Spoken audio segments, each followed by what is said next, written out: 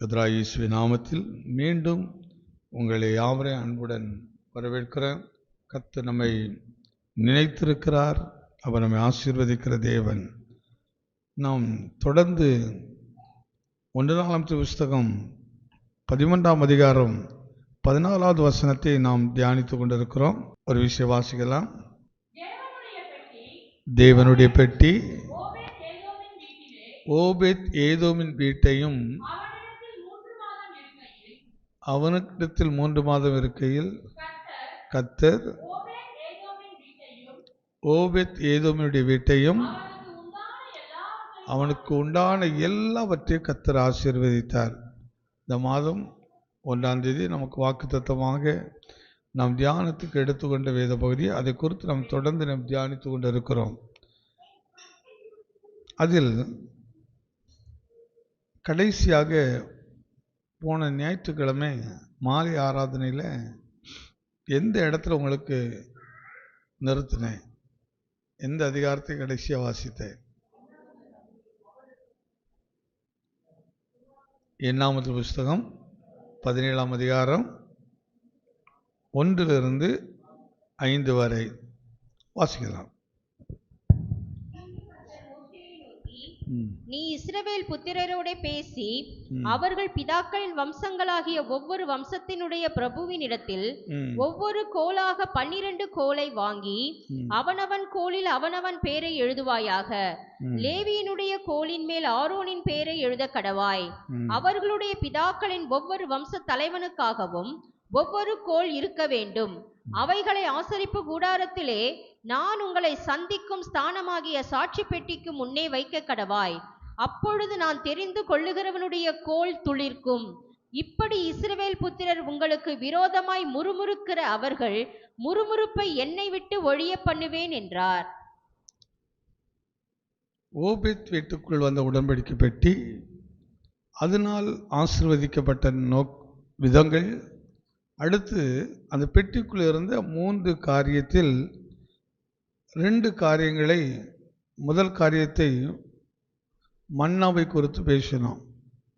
2வது காரியம் ஆரோனுடைய துளிர்த்த கோல். அந்த காரியம், அந்த துளிர்த்த கோல் எதற்கு அடையாளம் என்பதெல்லாம் குறித்து நாம் சொன்னோம். எல்லாமே ஒரே கோல் தான், ஆனால் ஒரே ஒரு கோத்திரத்தின் கோல் மாத்திரம்தான் துளிர்த்தது. மற்ற 11 இணைச்சவில்லை, துளிர்க்கவில்லை. இப்படி தேவன் யாரோடு இருக்கிறாரோ அவர்கள் செய்வதெல்லாம் எப்படி இருக்குங்கிறதுக்கு அது ஒரு நல்ல அடையாளம். எல்லா பிரச்சனைகளுக்கும் ஒரு முடிவு தெளிவுபடுத்தி காட்டுறாரு. அதை குறித்து வாசித்தோம். ஆரோனுடைய கோல் துளிர்த்தது என்று, துளிர்விட்டது, அது துளிர்த்தது, அடுத்தது பூத்தது, அடுத்தது காய்த்தது, கனியாக மாறிச்சது. அப்படி எழுத்துப்படியெல்லாம் இப்போ நான் கடந்து போகலை, நான் எழுத்துப்படி போகலை. அந்த கோல் ஒரு மனுஷன், எப்படி அந்த உடன்படிக்கை பெட்டி ஒரு மனுஷனோ அந்த பெட்டிக்குள் இருந்த கோலும் ஒரு மனிதனுக்கு அடையாளம். ஒரு மனிதனுக்கு அடையாளம். அந்த ஒரு மனிதன் ஒருவேளை துளிர்க்க வாய்ப்பில்லாத இந்த 11 கோத்திரத்தை மாதிரியும் துளிர்த்த ஒரு கோத்திரத்தையும் அப்படியே கொஞ்சம் ஆவிக்குள்ள கொஞ்சம் நிறுத்தி பார்த்தீங்கன்னா நான் யாருன்னு நமக்கு தெரியும். நம்ம யாருன்னே தெரியும். இந்த உடன்படிக்கை பெட்டியாக சபைக்குள்ள நம்மலாம் இருந்தாலும், ஆனாங்க எல்லா கோலும் என்ன செய்யறது இல்லை, பூக்கிறது இல்லை, எல்லாமே காய்க்கிறது இல்லை, எல்லாமே கனி கொடுக்கிறதும் இல்லை. ஆனால் ஆரோனுடைய கோல் மட்டும்தான் அந்த இதாக மாறிச்சது. இப்போ இது ஒரு மனிதனுடைய சாட்சிக்கு எதிராக கடந்து போகும், அல்லது ஒரு மனிதனுடைய ஜீவியத்துக்கு எதிராக கடந்து போகலாம். இப்போ இந்த யோசேப்பு என்கிற அந்த மனிதரை கொஞ்சம் எடுத்துக்கிடலாம்.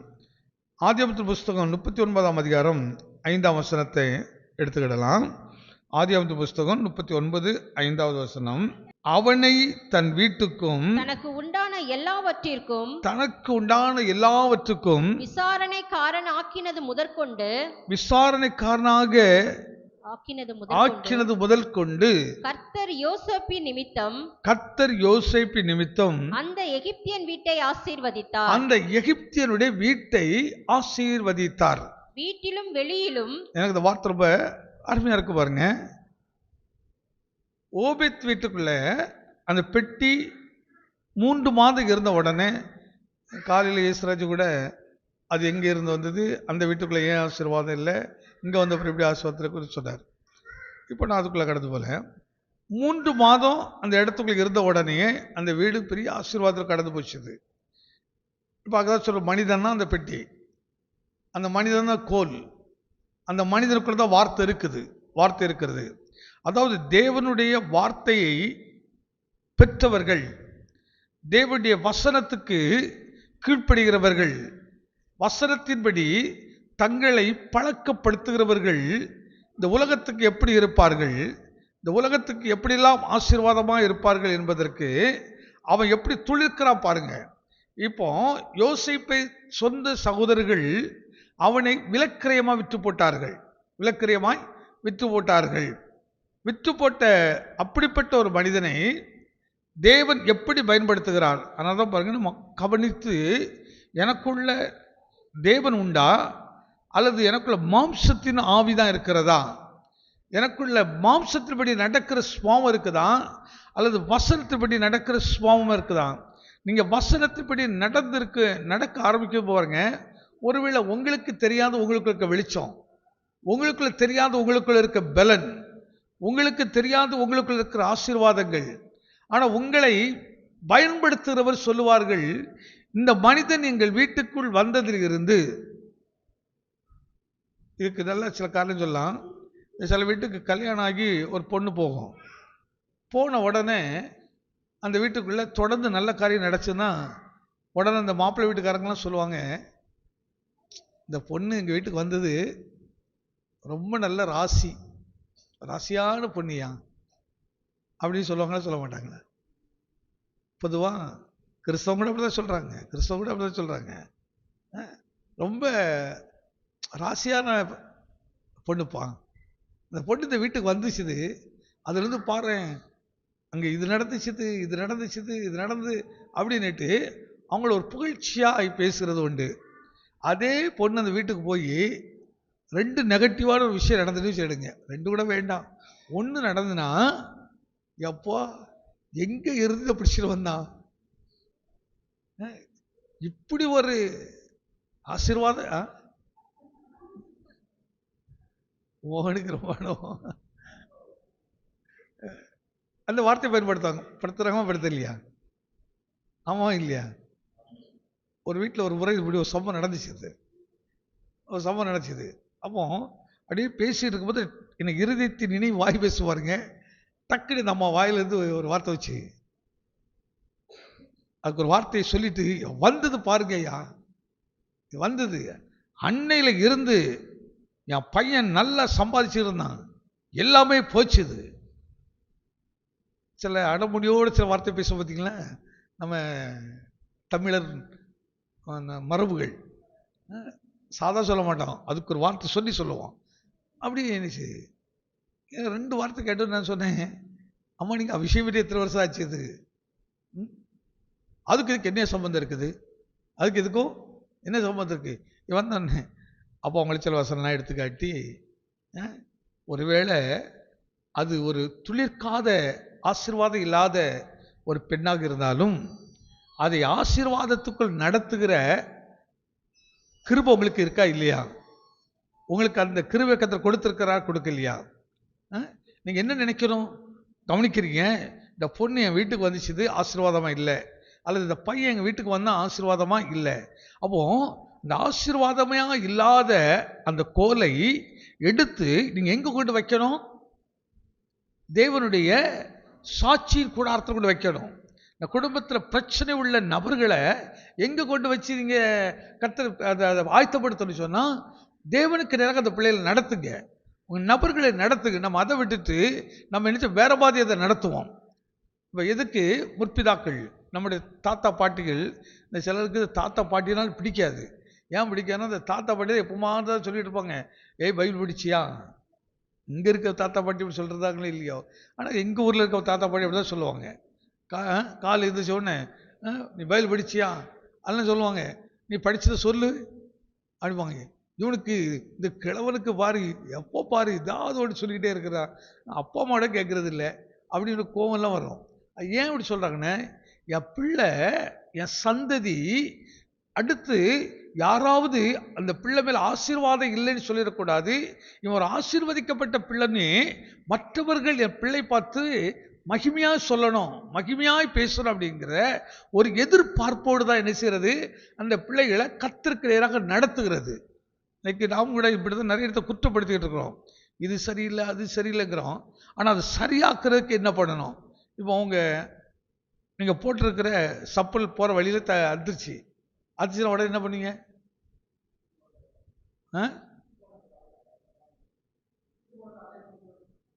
அப்படியே விட்டுட்டு வந்துடுவீங்க. நாங்கள் விட்டுட்டு போக மாட்டோம். நாங்கள் எங்கடா தைக்கிற ஆளுக்காடி பார்த்து அவன்கிட்ட கொடுத்து அதை தச்சு, ஏன்னா நான் காசு கொடுத்துலாம் வாங்கினேன், காசு கொடுத்து வாங்கினது 100 ரூபா கொடுத்து வாங்கினது எப்படி இருக்கும் பாருங்க, யோசிச்சு பாருங்க. 100 ரூபா அப்போலாம் 100 ரூபாய்க்கு கொண்டு சப்பல் வாங்கினா அவ்வளவு அதை பத்திரமா வச்சிருப்போம், பத்திரமா வச்சிருப்போம். தண்ணியை பார்த்தா கூட தண்ணி நினைஞ்ச கூட செருப்பை கையில் வச்சு நடப்போம். நம்ம வீட்டில் ஒன்று சரியில்லைன்னா அதை சரியாக்குறதுக்கு என்ன செய்கிறோம்? அதை எப்படியாவது துளிர் விட வைக்கணும், அது எப்படியாவது அதை பூக்க வைக்கணும், அது எப்படியாவது காய்க்க வைக்கணுங்கிற நமக்குள்ள தீராத ஒரு ஆசை இருக்கணும், ஒரு ஆவல் வரணும், நமக்குள்ள அந்த விருப்பம் வரணும். எப்போ வரும்னா நாம் அதை கனத்துக்குரிய நினைக்கும் போது தான், அது மேன்மைக்குரிய நினைக்கும் போது தான். நான் ஒவ்வொருத்தர் படிக்கும்போது ஒரு விதத்தில் தோணும், எனக்கு அது ஆரோனின் கோல் துளித்தது அப்படின்னு சொல்லும்போது அந்த மற்ற 11 கோத்திரத்துக்கு எப்படி எதிர்க்கும் கொஞ்சம் யோசிச்சு பாருங்க. ஐயோ எங்களுக்கு ஒன்றுக்கு உதவாக போச்சுதே, ஒன்றுக்கு உதவாக போயிடுச்சு. அப்போ என்ன செய்திருக்கணும்? அடுத்து இவங்க இது துளிர்க்கறதுக்கு என்ன காரணம் அப்படின்னு ஆராய்ச்சி பண்ணியிருக்கணும், அதை தேடி இருக்கணும். அப்போ ஆரோனுக்கும் எங்களுக்கு என்ன வித்தியாசம், எங்களுக்கு என்ன வித்தியாசம், எப்படி ஆரோன் கோல் துளிப்பதற்கு என்ன காரணம், அப்போ ஆரோன் எடுத்த குணம் என்ன, என்னிடத்த குணம் என்ன, அதை ஆராய்ந்து பார்க்கணும். இப்போ யோசேப்பை எடுத்து பாருங்க. யோசேப்பை நீங்க கவனித்து பார்த்தீங்கன்னா ஒரு அற்புதமான விஷயம் தெரியுது. இப்போ சகோதரர்கள் அவனை எரிச்சல் உள்ளவர்களாக பார்த்தார்கள், அவனை ஆகாதவர்கள் என்று பார்த்தார்கள். கடைசியாக அவனை காசுக்காக விற்று போட்டதை பார்க்கிறோம். ஆனா இந்த மனுஷனுக்குள் தேவனுடைய திட்டமும் தேவனுடைய சித்தமும் தேவனுடைய ஆசீர்வாதமும் இருந்தபடினால ஒரு நல்ல விஷயத்தை விளங்கிருங்க. கர்த்தரின் ஆசீர்வாதம் ஒரு மனுஷனுக்குள்ள இருந்தா நீ வனாந்தரத்துல காலை வச்சா கூட அது கடுவெளி கழித்து புஷ்பமா மாறும், அது செழிக்கும். அது அதனால கர்த்தரின் ஆசீர்வாதம் தான் ஒரு மனுஷனுக்கு ஆசீர்வாதத்தை கொடுக்கும். அப்போ ஆசீர்வாதம் இல்லைன்னு நீ சொல்லிட்டு இருக்காத, என் வாழ்க்கை சரியில்லைன்னு சொல்றதை விட நீ தேவனுடைய பாதத்தில் அமர்ந்து இரவும் பகலும் அப்படி வசனத்தை படிக்கிறது பெருசு இல்லை, தியானிக்கிறது பெருசல்ல. தியானித்து அதன்படி நடக்க நடக்க நடக்க யார் உன்னை எதிர்த்தாலும் சரி நீ ஆசீர்வாதமாய் இருப்பாய், ஆசீர்வாதமாய் இருப்பாய், நீ மேன்மையாக இருப்பாய். ஒருவர் தடைப்படுத்த முடியாது. நீ போற இடத்துல அது ஆசீர்வாதமாய் இருக்கும். அப்போ இந்த சரீரத்தை கொடுத்தவர், இந்த சரீரத்துக்குள் ஜீவனை கொடுத்தவர், இந்த சரீரத்தை இந்த பூமிக்கு கொடுத்தவர் எப்படிப்பட்டவர்? என்ன துளிர்க்காத ஒரு கோலாக வைக்க விரும்பல அவர், என்னை துளிர்க்க. அது கவனித்து பாருங்க, எல்லாம் ஒரே கோல் தான். தேவனுடைய சாட்சி பெட்டி வைக்கப்பட்டிருக்கிறது, அதுக்கு முன்னாடி வைத்திருக்க எல்லாம் ஒரே மாதிரி தான். ஆனா அந்த 11க்கும் உயிர் இல்லாம போச்சுது, ஆனா ஒன்றுக்கு மட்டும் உயிர் வந்தது, ஒன்றுக்கு மட்டும் உயிர் வந்தது. காரணம் அந்த கோலில் ஒரு விஷயம் கிடையாது. அந்த கோலை அந்த கோலை குறித்து ஒரு மனுஷனை குறித்து கர்த்தர் நோக்கத்தை வச்சிருக்கிறார். அது ஒரு வார்த்தை தான் அது கோல்கிறது. ஆனா கோலா ஆரோனா யாரை குறித்து பேசுறாரு?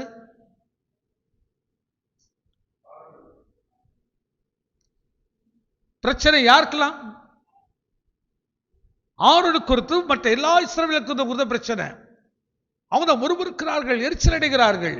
ஆனால் இது நான் தெரிந்து கொள்ளப்பட்ட மனிதன், நான் அழைத்த மனிதன், நான் அழைத்திருக்கிற மனிதனுக்கு விரோதமாக இத்தனை பேருக்கு எழுப்புகிறீர்களா? அவர்களுடைய முறுமுறுப்புகளையும் எரிச்சல்களையும் அவர்கள் மேல் இருந்து இவனுக்கு எதிராக சொல்லப்படும் வார்த்தைகளுக்கு ஒரு முற்றுப்புள்ளி வைக்க வேண்டும் என்பதற்காக ஒரு அடையாளத்தை காண்பிக்கிறார். அவ்வளவுதான், ஒரு அடையாளத்தை காண்பிக்கிறார். இன்னைக்கு 6 நாள் விட்டுருங்க, அந்த கோலையும் மறந்துருங்க, அந்த இடத்துல நம்மளை வச்சு பார்ப்போம். நானும் நீங்களும் யாரு? உங்களை குறித்து 10 பேர் பேசட்டும், 11 பேர் பேசட்டும், இந்த வழக்கறிஞர் யார் இடத்துல கொண்டு போகணும்? என்ன பரமேஸ்வரிக்கா, அந்த சூழ்நிலை யார் இடத்துல கொண்டு போகணும்?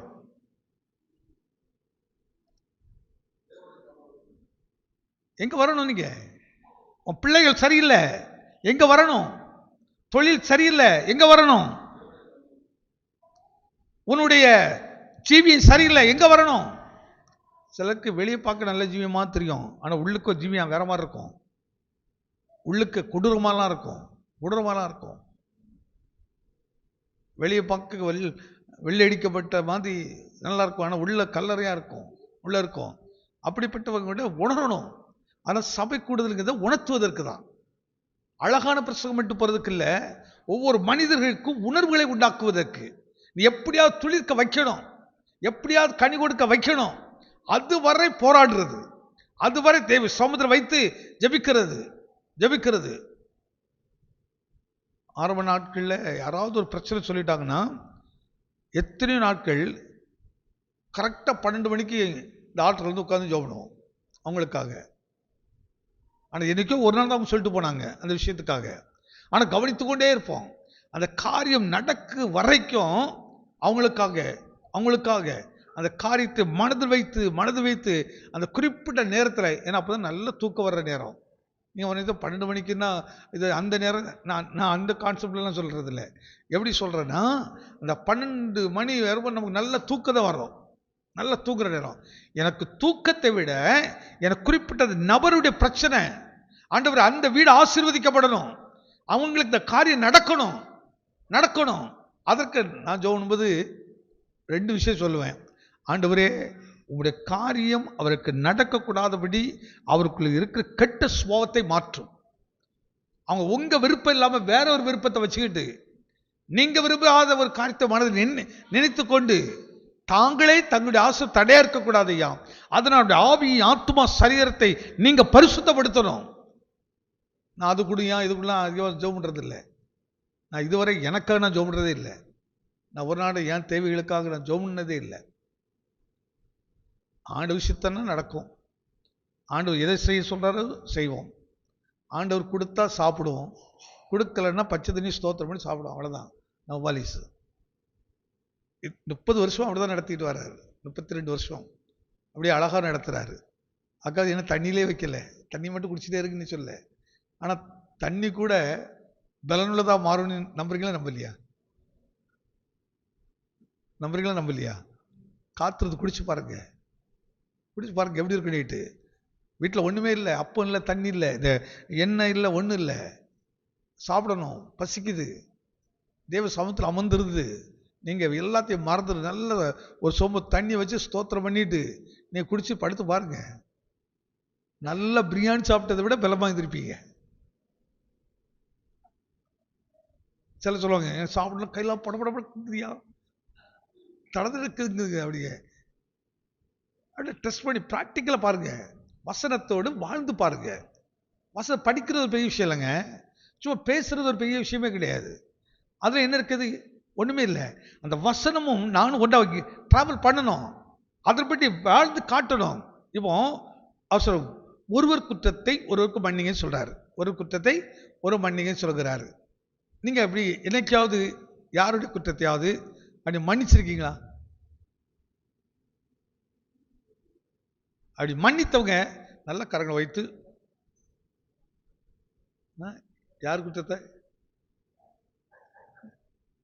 குற்றத்தை வெளியே கூட ரொம்ப மன்னிச்சிருவாங்க, ஆனா வீட்டுக்குள்ள மன்னிக்க மாட்டோம்.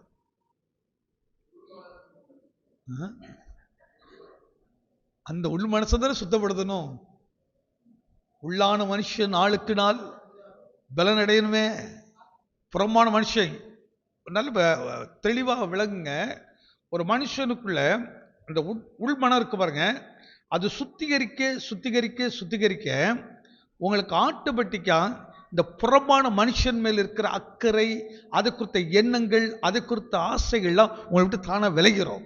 நிறைவானது வரும்போது குறைவானது, எப்போ நம்ம கண்ணாடி முன்னாடி அதிக நேரம் நிற்கிறோமோ நல்லா விளைகிடுங்க, உள்ள மனுஷன் நோய்பட்டு போய் கிடக்கிறான், ஸ்பிரிச்சுவல் டெத்தில் போய் இருக்கிறான். அதனாலதான் உங்களுக்கு எப்போ நீங்க கண்ணாடி முன்னாடி அதிகம் நிற்கிற, எதுக்கு? நான் கண்ணாடி பார்க்கறது அப்படி சொல்ல, ஆனா அதுக்கு கொடுக்க நேரம் தப்புன்னு சொல்றேன். நேரம் தப்பு. அதிக நேரம் நிற்கிறோம், அப்படி பார்க்குறோம் இப்படி பார்க்குறோம், கண்ணு கரெக்டாக இருக்குதா, ஏன் சுருங்கின மாதிரி இருக்கு, இப்படிலாம் பார்த்து பார்த்து பார்த்து சரி. ஏன்னா எனக்கு இதுமாரி அவ்வளோ ஆசை இருக்குது, அவ்வளோ பிரியம் இருக்குது. ஆனால் ஆத்மா குறித்தோட பிரியம் இல்லை, ஆத்மா குறித்த ஒரு வாஞ்சை இல்லை. அங்கே ஆத்மா வாழுவது போலதான் நீ எல்லாவற்றிலும் வாழ்ந்து சுகமா இருப்பாரு. அப்போ யோசிப்பு அவங்க சரீரத்தில் தான் விற்கிறாங்க, சரீர பிரகாரம் தான் அவனை என்ன செய்கிறார்கள், விற்று போடுகிறார்கள். ஆனா யோசிப்புக்கு சரீரத்தில் ஆசீர்வாதம் இல்லை, சரீரத்து உள்ளே ஆசீர்வாதம் இருந்தது. உள்ளே ஆசீர்வாதம் இருந்தபடினால்தான் மனைவி சொல்லுகிறாள், ரொம்ப அழகா இருக்கிறார். எதை நம்புறீங்க? ஒரு மனுஷன் உள்ள அழகாக அழகாக அழகாக, வாம்பறவைக்கு ஒண்ணுமே தெரியாது, ஆனா உன்னை சுத்தி பார்க்கிறவங்களுக்கு அவ்வளவு அருமையா இருக்கிறாங்க. அப்போ தேவனுடைய பிள்ளைகள் நம்ம சபை கூடி வர்றதுல நோக்கம்தான். அதுதான் கிறிஸ்துவுக்கு மட்டும்தான் காலையில் மாலையில் நம்ம தேடி தேடி வர்றோம், தேடி தேடி வர்றோம். வேற எந்த மார்க்கத்தை அப்படி வர்றதே இல்லை. அப்படி போன ஒரு சூடத்தை போட்டு ஒரு தேக்க உடைச்சிட்டு அப்படி அப்படி போயிட்டே இருக்கலாம். மசூரில் கூட ரொம்ப நேரம் இருக்கிறது இல்லை. ஆனால் கிறிஸ்துவ மட்டும்தான் மணிக்கணக்கில் உட்கார்ந்துருப்போம், உட்கார்ந்துருக்கிறோம். ஏனென்றால் கிறிஸ்து ஜீவன் உள்ளவர், ஜீவன் உள்ளவர்களாய் நம்ம மாற்றுகிறவர், அவரை போலவே மாற்றுகிறவர், அவரை போலவே மாற்றுகிறவர். அப்போ ஒரு கோலாவது நம்ம வீட்டில் துளிர்க்கும்படி வச்சிருக்கிறோமா? நீங்க ஒரு தீர்மானத்தை எடுங்க. அப்போ எப்போ முடியும்? முதல்ல நான் துளிர்க்கணும். அப்போ யோசேப்பை கவனித்து பாருங்க. யோசேப்பை குறித்து அந்த வார்த்தை படிக்குமா? எல்லாவற்றிற்கும் விசாரணைக்காரன் ஆக்கினது முதற்கொண்டு கர்த்தர் யோசேப்பின் நிமித்தம் அந்த எகிப்தியன் வீட்டை ஆசீர்வதித்தார். வீட்டிலும் வெளியிலும் அவனுக்கு உண்டானவைகள் எல்லாவற்றிலும் கர்த்தருடைய ஆசீர்வாதம் இருந்தது. அந்த எகிப்து தேசத்தினுடைய ராஜாவுடைய அரண்மனை முக்கியமான ஒரு ஆளு இந்த போத்திபார். இந்த போத்திபாருடைய வீட்டுக்குள்ள இதாங்க சாட்சிகள். இப்போ இவனுக்கும் தேவனுக்கும் சம்பந்தமே கிடையாது, தேவனுக்கும் சம்பந்தமே கிடையாது. தேவனுக்கு சம்பந்தம் இல்லாதவன் இவனை பொறுத்தவரை அவன் வியாபாரம் பண்ணியிருக்கிற, அவ்வளவுதான். என்ன வியாபாரம்? 30 காசு கொடுத்து, வெள்ளி காசு கொடுத்து ஒரு பொருளை வாங்கின மாதிரி யோசிப்பு வாங்கிட்டு வந்திருக்கிறான், அவ்வளவுதான். ஆனா அவன் வாங்கிட்டு வந்தது சாதாரண பொருள் அவனுக்கு தெரியாது. ஆனா இந்த வீட்டுக்குள்ளையும் போன உடனே பாருங்க, இதெல்லாம் தான் நம்ம ரொம்ப கவனமாய் சிந்திக்க வேண்டிய விஷயம் இருக்குது. நானும் நீங்களும் ஒவ்வொரு ஸ்டெப் எடுத்து வைக்கும் போதும் நான் எப்படிப்பட்ட ஆளு ஆண்டவரே. அது குறிப்பாக பொம்பளை பிள்ளைங்க ரொம்ப ஜாக்கிரதையாக இருக்கணும் பாருங்க. வாலி பிள்ளைங்க ரொம்ப ஜாக்கிரதையாக இருந்து உங்களை ஆயத்தப்படுத்துகிற பொம்பளை பிள்ளைங்க வைத்திருக்கிறவர்கள் அந்த பிள்ளை அப்படி ஆசீர்வாதமாக வளர்க்கணும். ஆசீர்வாதம் அது சாதாரண இல்லை, அவ்வளவு சாதாரண ஒரு உடன்படிக்கை பெட்டி இல்லை, அதுக்குள்ள மண்ணா இருக்குது. அப்படி மண்ணாவை கொடுத்து கொடுத்து வளர்க்கணும். மண்ணாவை கொடுக்க கொடுக்க அந்த மண்ணா என்ன செய்து ஒன்றுக்கு உதவாத கோலை கூட அது துளிர்க்க வைத்து விடும். வசனத்துல தான் ஜீவன் இருக்குது, வசனத்துல தான் வல்லம் இருக்குது, வசனத்துல தான் மகிமை இருக்குது. அதனால இஸ்ரவேலுக்கு பனிக்குள்ள என்ன அந்த மண்ணா வைத்து கொடுக்கிறாரு. டெய்லி எடுத்துங்க, டெய்லி காலையில் எழுந்திரிச்சு தேடுங்க. இன்னைக்கு கிறிஸ்தவம் எப்படி ஆயிட்டுன்னா, காலையில் ஜபம்லாம் 90% வீட்டில எல்லாம் ஜபமே கிடையாது, நேரம் இல்லை. கேட்ட சொல்ல எங்களுக்கு டென்ஷன், அந்த மைண்ட்ல அப்படி ஒர்க் இருக்கு, இந்த ஒர்க் இருக்குது, அப்படி இருக்குது. ஒரு சரியா ரொம்ப கரெக்டாக சொல்லணும்னா, அதாவது கர்த்தரை தேடுகிற விஷயத்துல எனக்கு ஒத்துழைப்பு கொடுக்காத எந்த வேலையும் எனக்கு தேவையில்லை, எந்த வேலையும் எனக்கு தேவை இல்லை. எனக்கு ஒரு அருமையான ஒரு தம்பி தெரியும், அவனுக்கு வேலை வரும், எல்லா வேலையும் ஞாயிற்றுக்கிழமை அவனுக்கு டியூட்டி வைப்பாங்க.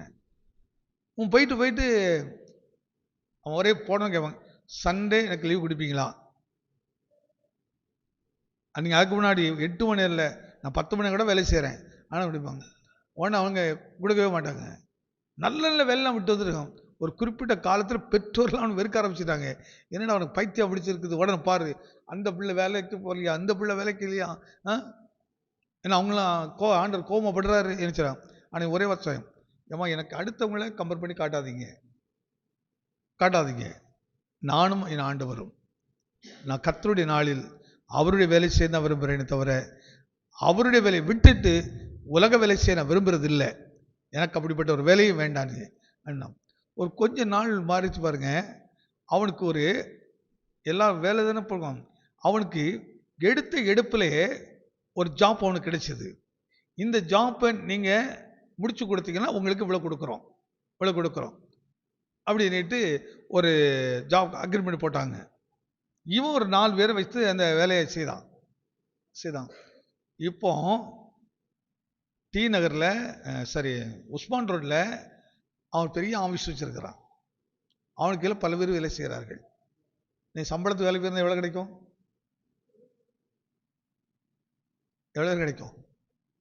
எனக்கு இதில் ரொம்ப பிடிக்கும். இந்த மாதிரி விருப்பம் எனக்கு ரொம்ப பிடிக்கும்.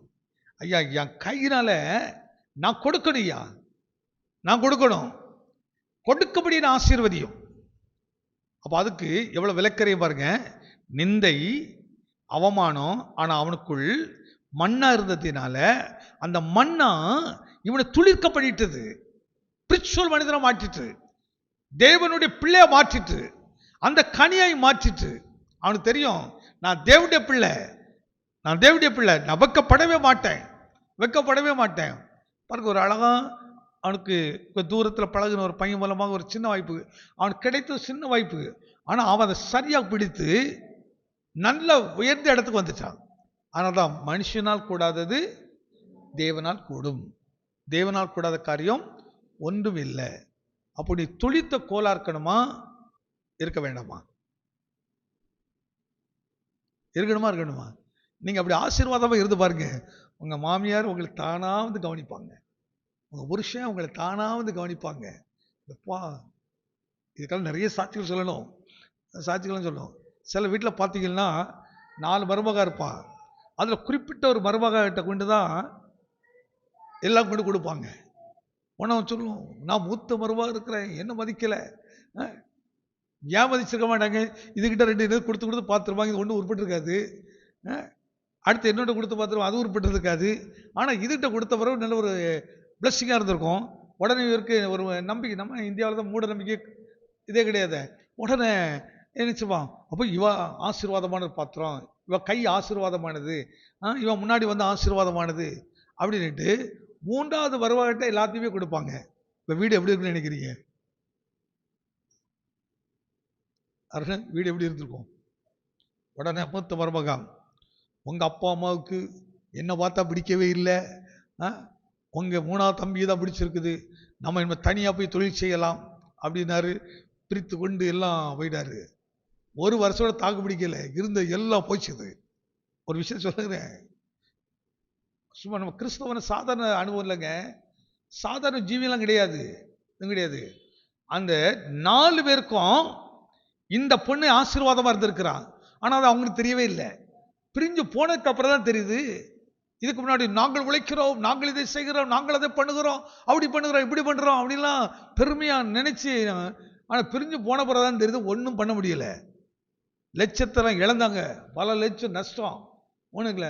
அதுக்கப்புறம் தானே வந்து என்ன பண்ணுறது, நான் வந்துடுறேன் அப்படின்ட்டு அவங்க அப்பா சொல்லிட்டாரு, நீங்கள் போனதாப்பா, உங்களுக்கு கொடுத்ததெல்லாம் தாசி. இந்த கெட்டகுமாரன் அனுபவம் எனக்கு அவசியம் வருது. உடனே சொல்கிறார், நீங்கள் வந்து இங்கே வேலைக்காரனாக இருந்து வேலை செய்யணும் செய், அதாவது ஒரு வேலை செய்கிற நபர் மாதிரி செய், உனக்கு அண்ணனுக்குரிய சம்பளத்தை தம்பிக்கிட்ட வாங்கிக்க, அவ்வளோதான். நல்ல கவனிங்க. அப்போ ஒரு குடும்பத்துக்குள்ள ஒரு நபரால் எல்லாரும் ஆசீர்வதிக்கப்படுறோம். அப்போ அந்த ஆசீர்வாதமா இருக்கிற அந்த கோலுக்கு மரியாதை இருக்குமா இருக்காதா? அந்த பிரித்து எடுத்து காட்டுறாரு பாருங்க. 12ல் 11 இந்த 1 வித்தியாசமாக இப்படி காட்டுகிறாரு பாரு. எல்லாத்தையும் அந்த ஆரோன் இல்லைன்னா நீ இல்லை, நீங்க இல்லை, அந்த அடையாளத்துக்குள்ள வந்துடணும். என்ன அருள்ராஜி, இந்த வீட்டுக்கு அருள்ராஜ் ஒரு ஆசீர்வாதம். அந்த அப்படிப்பட்ட ஒரு விருப்பம் நமக்கு வரணுங்க. அதுக்கு ஒரு சிம்பிளான ஒரு விஷயம் தான். மன்னாவை அதிகமா உள்ள வை, அந்த மன்னாவை புசி, அதுபடியே நடக்க பழகு. அது சாட்சியாக வசனமா மாறுமோ.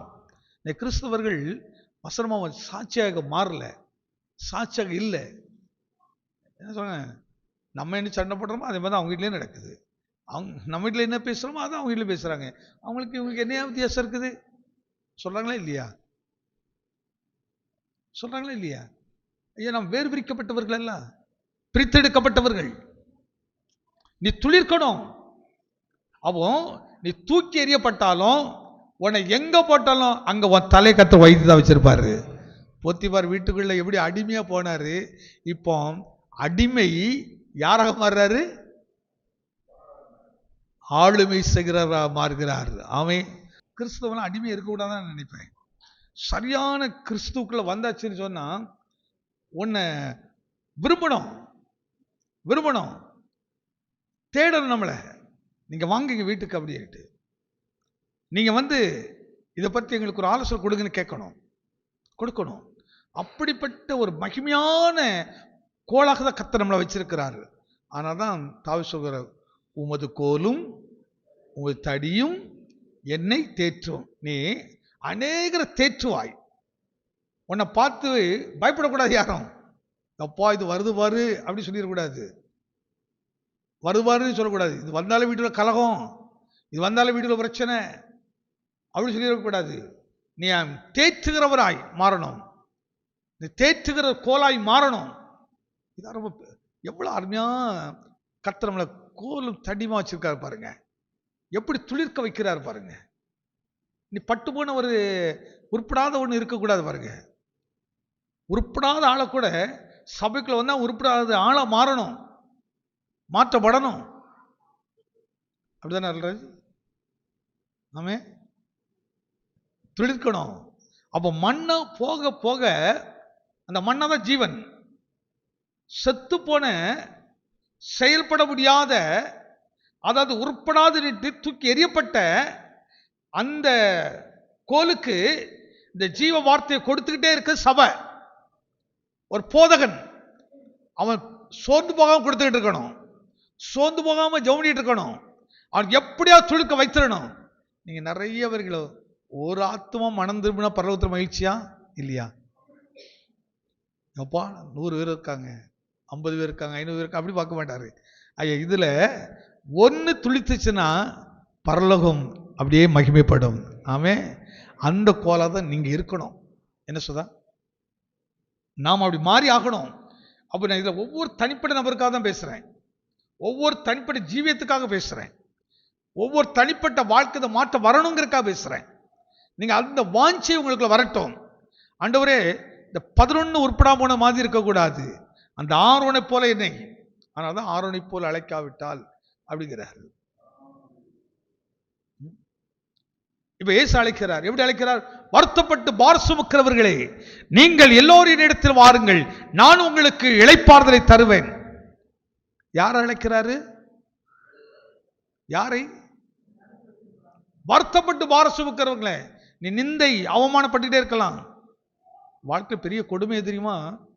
ஒருத்தனை பார்த்து, எப்பா நீ எதுக்குதான் என் வயிற்று பிறந்தியோ, அந்த வார்த்தை இருக்கு பாருங்க, எவ்வளவு கொண்டு காயம் தெரியுமா? அது எவ்வளவு வேதனை உள்ள தெரியுமா?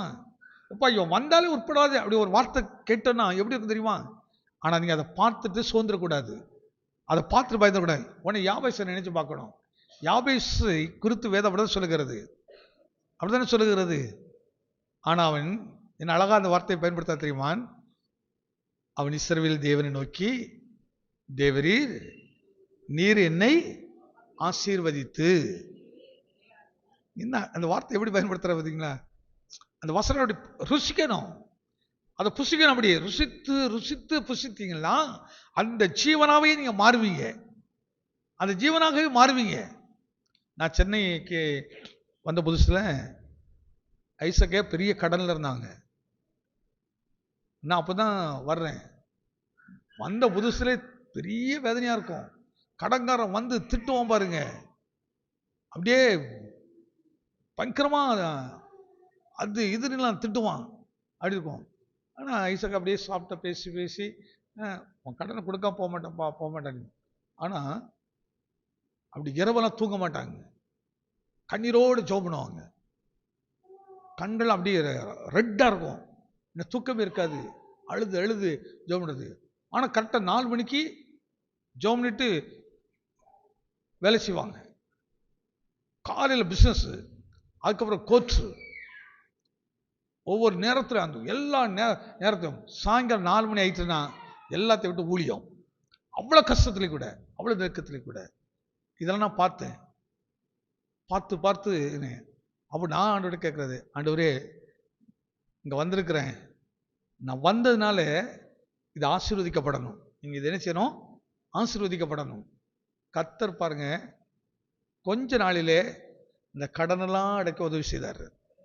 எல்லா கடனையும் அடைச்ச பிறகு கெல்லிஸில் அந்த சர்ச்சுக்கு சொந்தமாக இடம் வாங்க உதவி செய்தார், கட்ட உதவி செய்தார். அதுக்கப்புறம் 12 சபைகளை கட்ட உதவி செய்திருக்கிறாரு. அந்த இடத்துக்கு ஆளோட கேட்கறது, நான் வந்த பிறகு என்ன சொல்லிடக்கூடாது, இவன் வந்த பிறகு ஒன்றும் உருப்படலையும் சொல்லிடக்கூடாது. நம்ம பார்க்க கொஞ்சம் நீரினை ஆசீர்வதியும், நீரினை ஆசீர்வதியும். அந்த ஒரு எப்படி இருக்குன்னா ஒரு வைராக்கியம், கர்த்தர் சமூகத்தில் வைராக்கியம் ஜெபம் பண்ணணும். ஆண்டவரை நீர் என்னை ஆசீர்வதிக்கல, நான் விட மாட்டேன் ஆண்டவரே, என் கோல் துளித்தே ஆகணும்.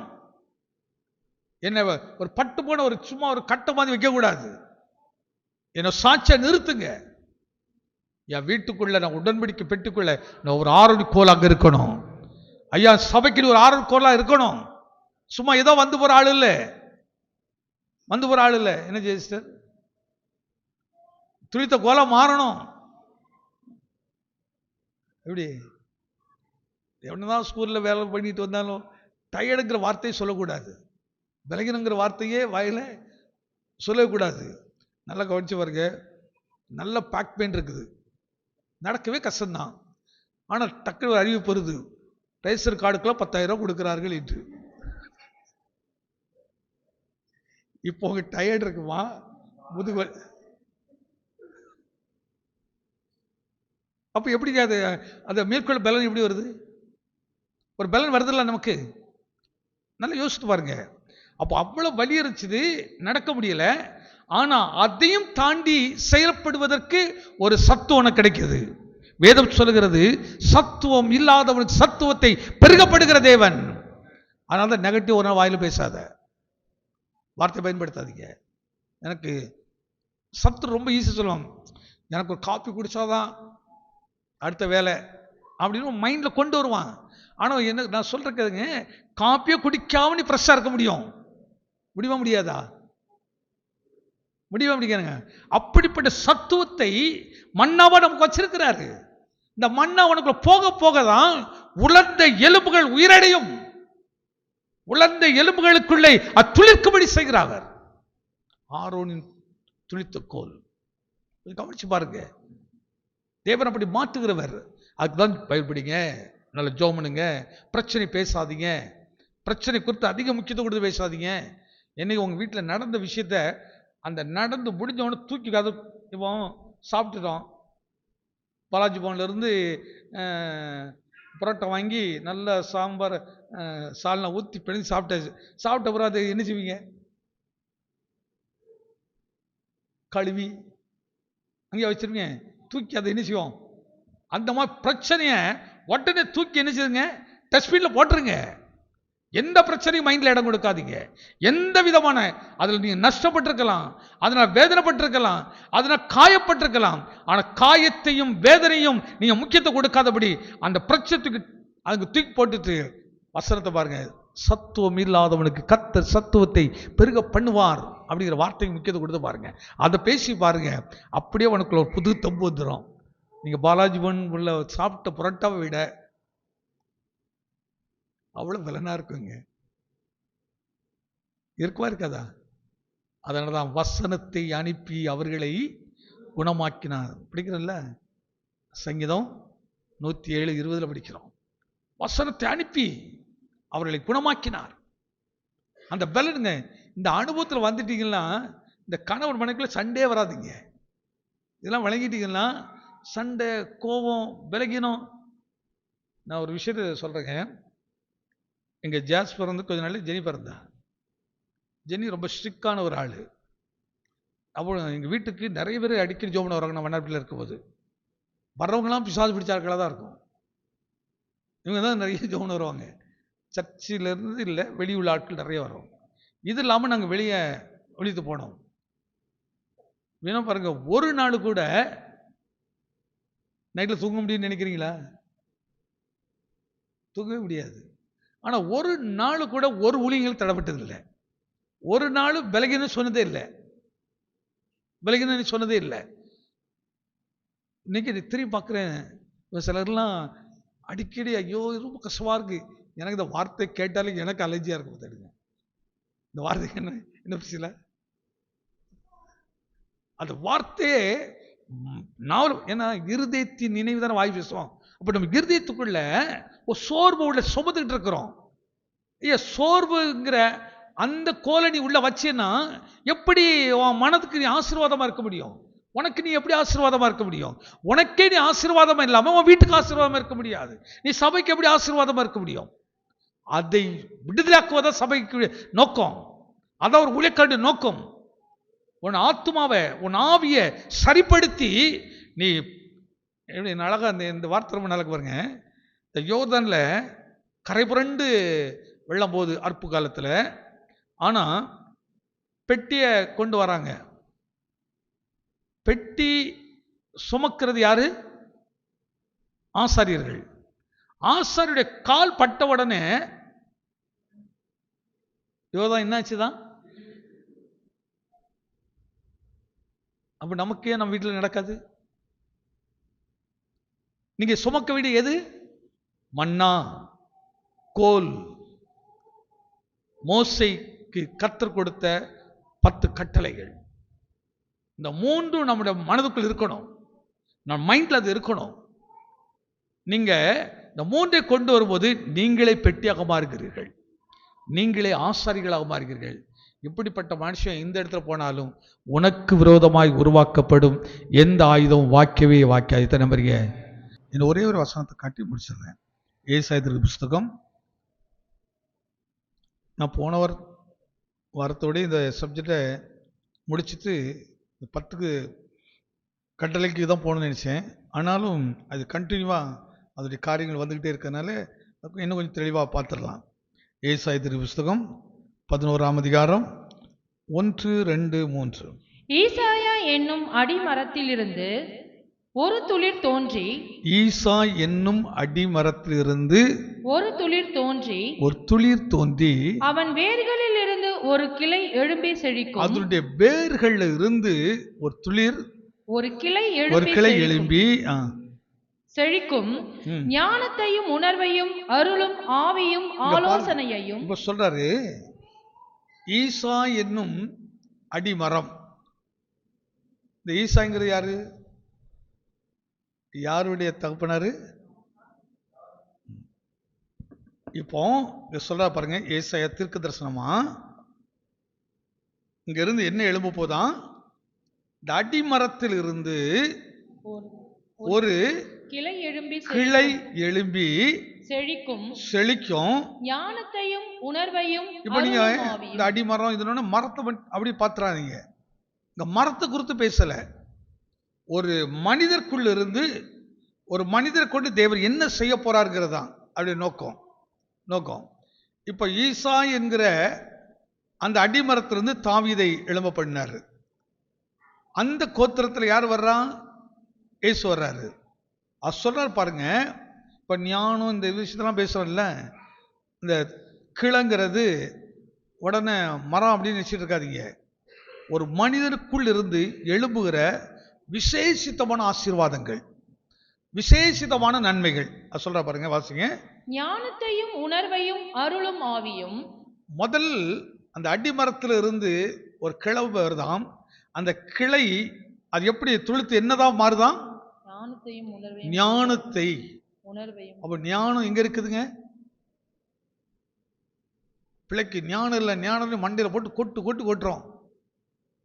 கொஞ்சம் அவனுக்கு ஞானம் இருக்குதா? புருஷனை பார்த்து சொல்றோம், மனைவி பார்த்து சொல்றோம், சகோதரனை பார்த்து பேசுறோம்ங்கிற. ஆனா இங்க ஞானம் எங்க இருக்குது?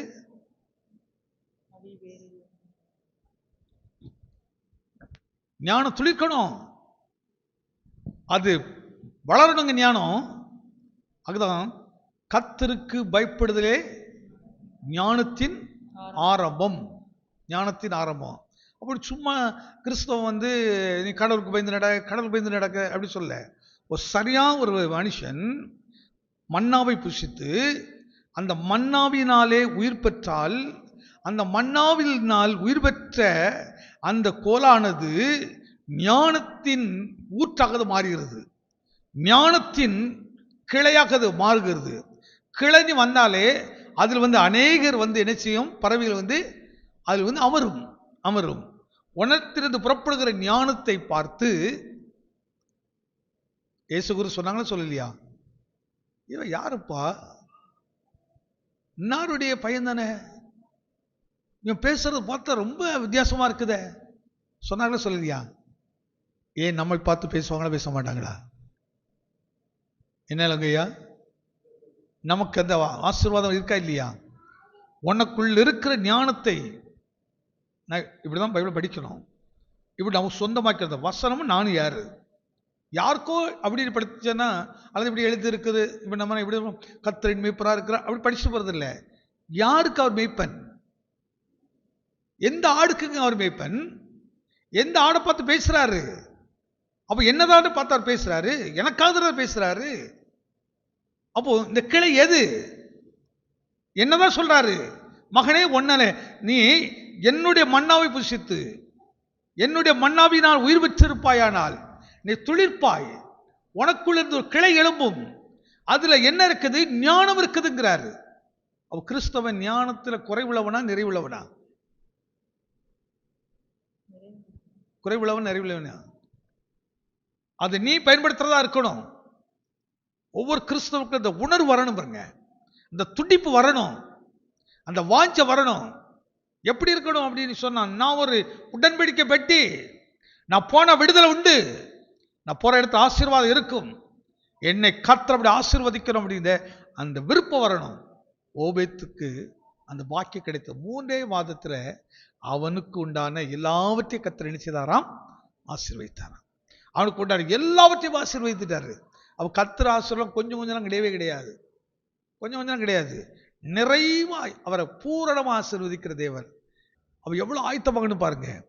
நீ மண்ணாவை நல்லா புசிக்கணும், நிறைய மண்ணா புசிக்கணும், காலையில புசிக்கணும். அந்த மண்ணாவை அது அந்த பலனை கொடுக்கும்.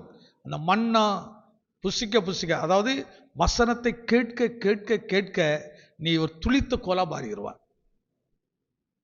அடையாளம் தெரிஞ்சிடும், எது கர்த்தருடையவன் யார் கர்த்தருடைய இல்லை அப்படின்னு தெரியும். நீ கர்த்தரோடு இருக்கிறத அடையாளமும் கர்த்தர் பிடித்து காட்டிடுவார் பாருங்க, நீ தேவ பிள்ளை அப்படிங்கிறத. அப்போதான் அதனால சில எதிர்ப்புள்ள வர்றது ரொம்ப நல்லது.